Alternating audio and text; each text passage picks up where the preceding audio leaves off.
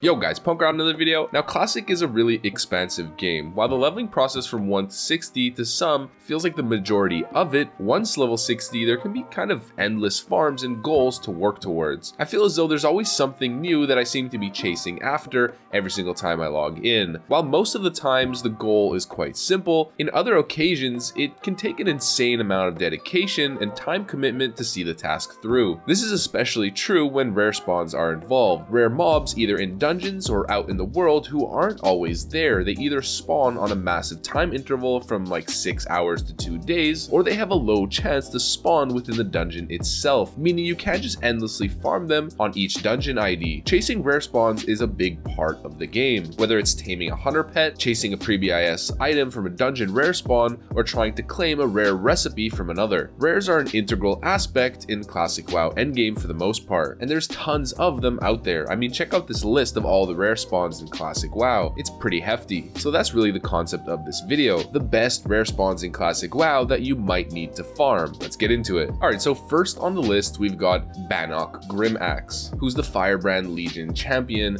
in Lower Blackrock Spire. He has a chance of spawning under one of these little huts at the bottom floor where all of those orc champions and orc mages are scattered throughout. The mob density down there is really heavy, so you guys probably know exactly what I'm talking about. He drops 3 items.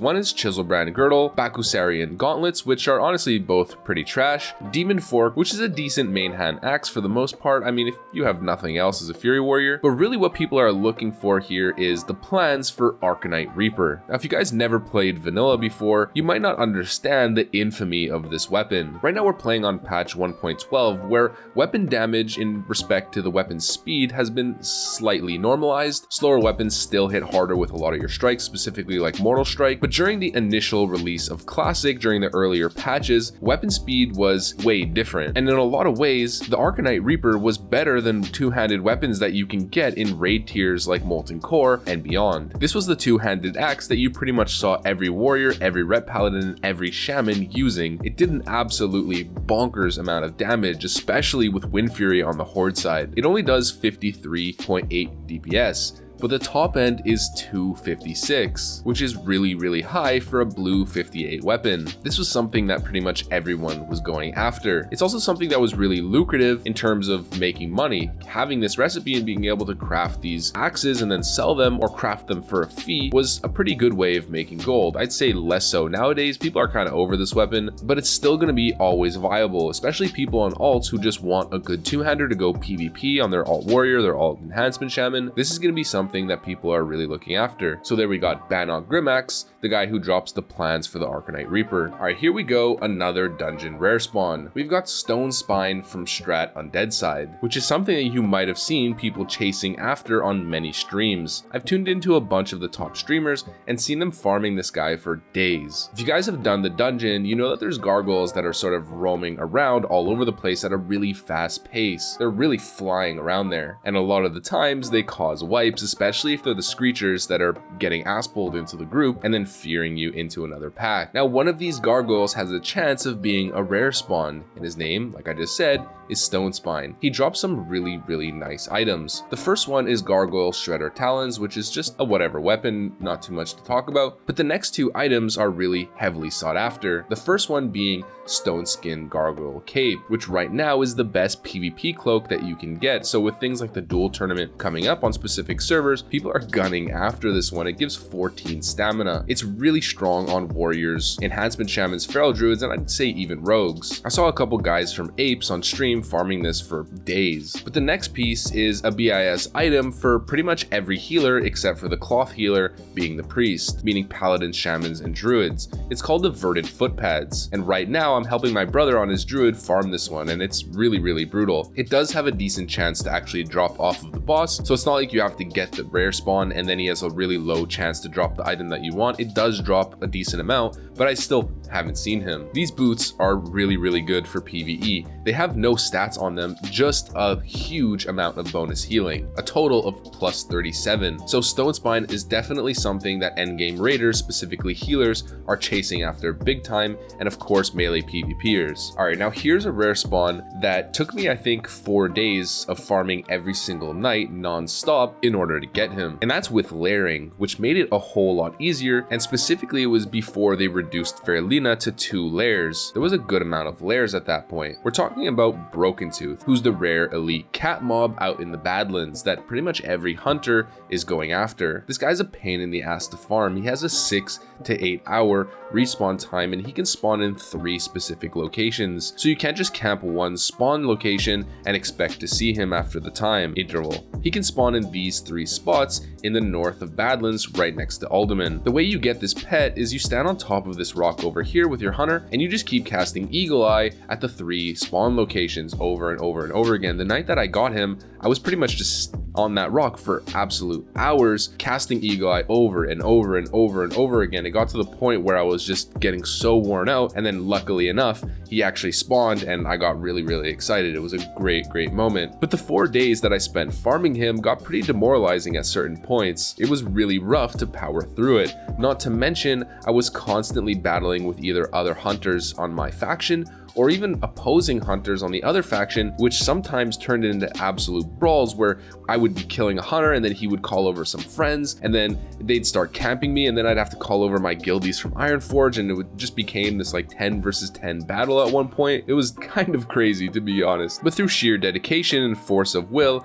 I did end up getting the pet, and it felt absolutely amazing when I did get him. I let out a battle cry and felt really good. And now I've had my pet for a while. He's level 60 and he's pretty much my best friend in the game. And the memories that I have of fighting other people in order to secure the spawn location or secure the farming location where I can see all different spawns are some really nice vanilla memories that are going to stick with me for a while. Although beware, once your server is reduced to 1 layer, this is going to be hotly contested and a lot more difficult to secure. Here's a screenshot of 3 different hunters, or maybe 4, I can't remember off the top of my head, all trying to tame Broken Tooth at the exact same time. This is how it was on private servers all the time. All right, now here's one of my favorite rare spawns in the entire game, and it kind of feels bad a little bit for me because I had this item that he drops on Nostalrius on my hunter then, and after Blizzard nuked those servers, I lost it and now I have to start all over again. But I promise you, I will get this item eventually. So the rare spawn is called Hearthsinger Forest Inn. He's on the main gate side, or Stratholme Live, in the early portions, near the Unforgiven, that ghost boss that drops the mask that you see every melee with. So he's got a couple of decent items. He's got the woolies of the Prancing Minstrel, which is whatever, the Songbird Blouse, which is actually quite good for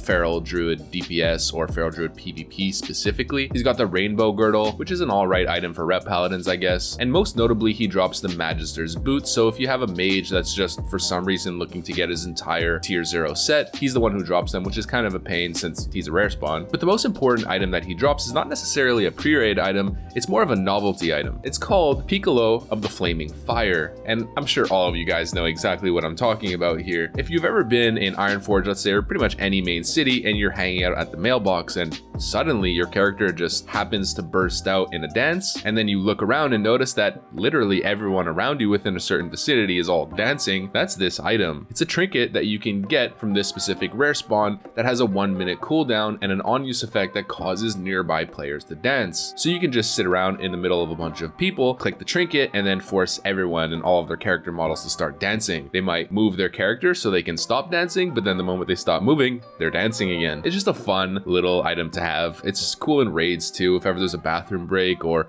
people are, getting world buffs and getting ready for raid, or you're on the Zeppelin on your way on the boat, to just use this and force everyone to dance is just a cool little thing to have. And of course, in main cities is probably where it's most prevalent. So that's Piccolo of the Flaming Fire, one of the coolest items in the game, at least in my opinion. All right, now these next 2 on the list, you guys know exactly what they are, so we're not going to spend too much time covering them, but just a little disclaimer here that obviously these have to be on the list. Everyone knows about them, they're constantly talked about, but let's cover them nonetheless. The first one is Jed Runewatcher. So if you guys have been seeing in world chat or looking for group chat, people have been saying UBRS Jed runs or UBRS Jed/Rend runs. This refers to the rare spawn in Upper Blackrock Spire. His name is Jed Runewatcher, and what people are doing to farm this guy is break up group, and then each individual person will go into a different UBRS ID. They'll make a macro to /target Jed, and if someone gets him, they'll all group up into that raid ID and clear the instance that has Jed, virtually guaranteeing the rare spawn. Now, the reason why people go so heavily out of their way to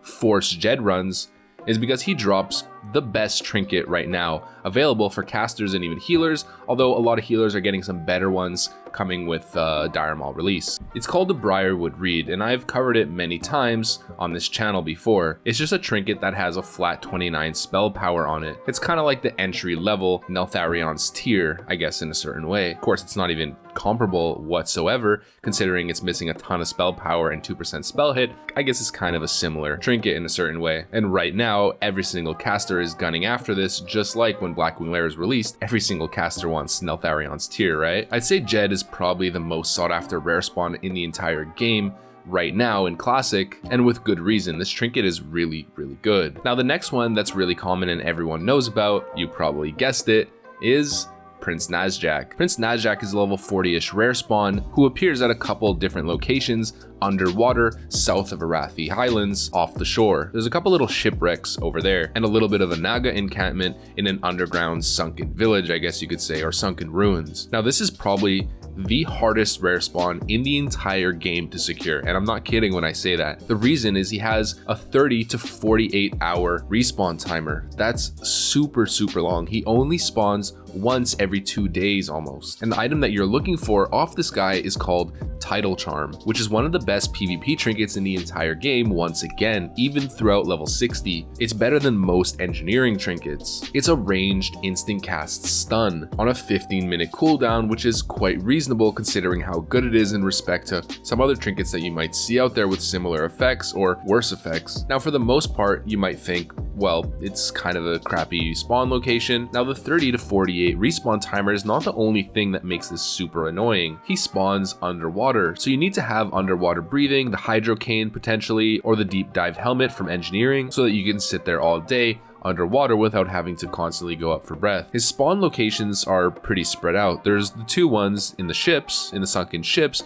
and then he's got a couple other ones that are further past the ruins. This means that you kind of have to swim around over and over again to get in range to be able to target him or to catch him. And he's constantly contested. People are sitting there all day and they might be horde and want to kill you. And if you're a hunter like me, it's really hard for you to fight underwater, especially against ranged DPS. But the next part that makes it really frustrating is that it doesn't have a 100% chance to drop. You could be lucky enough to actually see Prince Najack, kill him, and then the Tidal Charm doesn't even drop. It has a 40% chance. So for the most part, you're gonna get it. But if you're really unlucky, you might not see it. You might just see a random green item, and then you have to wait another 30 to 48 hours for him to spawn again, which is one of the most painful things I think I can envision. It could take weeks just to see him once. Then you might see him not get the Tidal Charm and have to restart from scratch. The only information being that you have an idea of when he's going to spawn again, but the interval is so big from 30 to 48 hours that you could get pretty unlucky in terms of how he respawns with your sleep schedule. So Prince Najack is something that I've pretty much given up on by now. For the first couple of weeks of Classic, I was going there every single day. I would spend some weekends where I'd have my character logged in there and I would just be video editing on the side. But right now, I'm just done with it because once I get into one of those farms, I can't stop and I get really obsessed with it.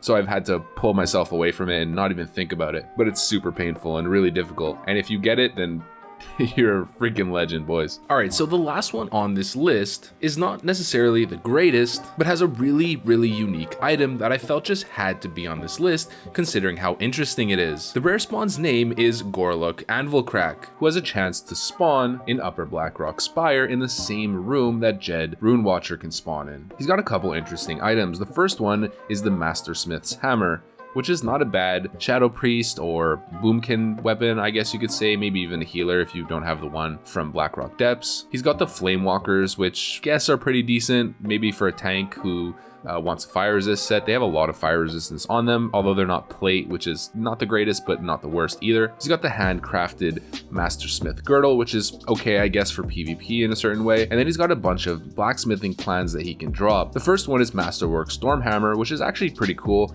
It's a main hand mace that can blast up to 3 targets for a nature damage proc. So it's a mace that can proc an AoE effect, which is, I think, probably the only one of its kind apart from maybe Thunder Fury. He's got Arcanite Champion, which is a two-handed sword that can heal and increase your strength by 120. It's kind of like a really buffed up Crusader proc. And the most interesting one is really random, but it's called Invulnerable Mail. It's a mail chest piece with plus 13 defense for some reason, and it has an equip proc. This effect can only occur once every 30 seconds. So every 30 seconds, you can proc a total invulnerability, kind of like a limited invulnerability effect that makes you completely immune to melee attacks. Now, I'm not sure if this works like Bop or Limited Invulnerability Potion, where you lose aggro when you become invulnerable. I have a feeling it doesn't work like that, which is pretty cool, I guess. It's kind of RNG. You can just go for 3 seconds and not take any damage from a boss when tanking it and do that every 30 seconds. It's kind of cool, and I definitely thought it was worth putting on this list. And the last part is he has the bottom half of Advanced Armor Smithing Volume 1,